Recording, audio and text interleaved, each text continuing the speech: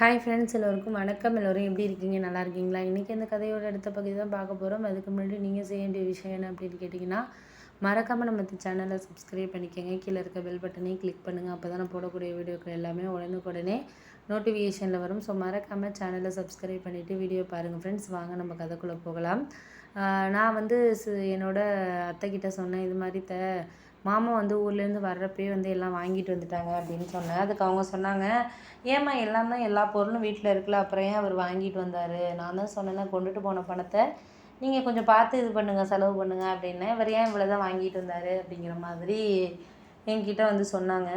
நான் உடனே சொன்னேன், இல்லைத்த அவர் வாங்கிட்டு வந்துட்டார் விடுங்க, நீங்கள் அதனால் வந்து அவர்கிட்ட பேசிக்கிட்டு இது பண்ணிக்கிட்டு இருக்க வேண்டாத்த, கொஞ்சம் பொறுமையாக தான் வந்து அவர்கிட்ட வந்து நம்ம பேசணும். அவர்கிட்ட கோவப்பட்டிங்கன்னா அவரும் வந்து தேவையில்லாமல் சத்தம் போடுவார், மாப்பிள்ளையெல்லாம் வர வந்திருக்காரு அப்படிங்கிற மாதிரி நான் சொன்னேன்.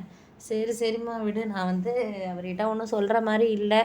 இப்போ ஒரு 4000 5000 வாங்கிட்டு வந்திருக்காரு, அது தேவையில்லாது தானே. ஏற்கனவே போன மாதம் வாங்கின ஜாமானே அப்படியே இருக்குது. அப்படி இருக்கிறப்போ எதுக்காக அவர் வந்து இவ்வளோத்த வாங்கணும், பண்ணணும், செய்யணும் அப்படின்னோன்னே, சரி விடுங்கத்த, அவரை பற்றி உங்களுக்கு தான் தெரியும், தெரிஞ்சுக்கிட்டே நீங்கள் இது பண்ணுறீங்க, தேவையில்லாதது அப்படிங்கிற மாதிரி சொன்னேன்.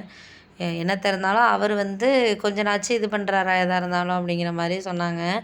அதெல்லாம் உண்மைதாத்த, நான் அவங்கக்கிட்ட சொல்கிறதுல என்ன இருக்குது, அவருக்கு வந்து அவர் சில விஷயங்களை வந்து கொஞ்சம் யோசிக்காமல் இது பண்ணுவார். அப்படி யோசிக்காமல் இருக்கிறப்போ நம்ம வந்து அவர்கிட்ட நம்ம சொன்னோன்னா அது வந்து அப்போதைக்கு அவர் வந்து புரிஞ்சுக்கிற மனநிலையில் இல்லை. நம்ம சொல்கிறத ஆப்போசிட்டாக தானே செஞ்சுக்கிட்டு இருக்கார் அப்போலேருந்து அப்படின்னா, சரி விடுமா அப்படின்னு சொல்லிவிட்டு அதுக்கப்புறம் அவங்க சமைக்கிறதுக்கு போயிட்டாங்க. அதுக்கப்புறம் எங்கள் மாமா வந்து கேட்டார், என்னம்மா சொன்னா என்னன்னொன்னே, இல்லை மாமா நீங்கள் வாங்கிட்டு வந்தீங்க, உங்களை பற்றியே கொஞ்சம் குறையா சொல்லிட்டேன், அப்படி நான் சொன்னால் தான் அவங்க வந்து உங்கள்கிட்ட சண்டை போட மாட்டாங்க, இல்லைன்னா நீங்கள் வந்து திங்ஸ் எங்கள் வீட்டுக்கெல்லாம் கொஞ்சம் வாங்கிட்டு வந்திருக்கீங்களான்னு தெரிஞ்சிச்சுன்னா என்ன ஏதுன்னு பார்ப்பாங்க, அதனால தான் மாமா, ரொம்ப தேங்க்ஸ் மாமா அப்படின்னேன்.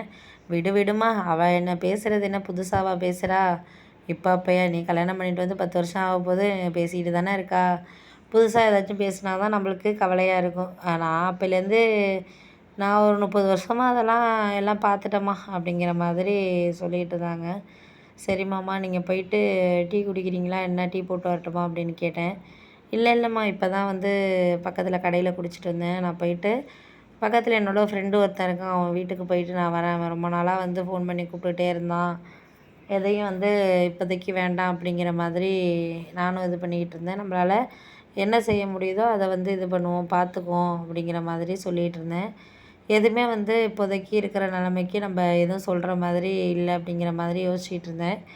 அப்போ தான் எனக்கு புரிஞ்சிச்சு, என்னால் வந்து எந்த ஒரு விஷயத்தையும் ஒரு சில விஷயங்களை வந்து நம்மளால் பார்க்க முடியல, பண்ண முடியல அப்படிங்கிற மாதிரி யோசிச்சுட்டு இருந்தோன்னே, சில விஷயங்கள் வந்து கொஞ்சம் கவலையாக தான் இருக்குது அப்படிங்கிற மாதிரி சொல்லிக்கிட்டு இருந்தோன்னே, ஆமாம்மா அதெல்லாம் வந்து இப்போ இருக்க நிலைமைக்கு அதெல்லாம் வந்து சரியாக வரல அப்படிங்கிறத நான் யோசிச்சுட்டு இருந்ததுக்கப்புறம் போக போக எல்லாமே வந்து சரியாக தெரியும், தெரியாத விஷயங்களை தெரிஞ்சுக்காமல் இருக்கிறதே வந்து நம்ம நல்லது, அவ்வளோதான் நம்மளுக்கு அப்படின்னோடனே, ஆமாம் அதெல்லாம் வந்து இப்போ இருக்கிற விஷயத்துக்கு நம்மளால் எதுவுமே வந்து செய்ய முடியாத மாதிரி தான் இருக்குது அப்படின்னோடனே, ஆமாம் அதெல்லாம் இப்போதைக்கு தேவையில்லாதது, நம்ம போக போக தான் எல்லாமே வந்து யோசிக்கிற மாதிரி தான் இருக்குது எல்லாமே அப்படின்னோடனே, சரி அதெல்லாம் நினச்சி நீங்கள் ஒன்றும் கவலைப்படாதீங்க, எதாக இருந்தாலும் நம்மளால் வந்து சமாளிக்க முடியும் அப்படிங்கிற ஒரு தைரியத்தில் நம்ம இருந்துட்டு போவோம் அப்படிங்கிற மாதிரி யோசிச்சுட்டு இருந்தேன்.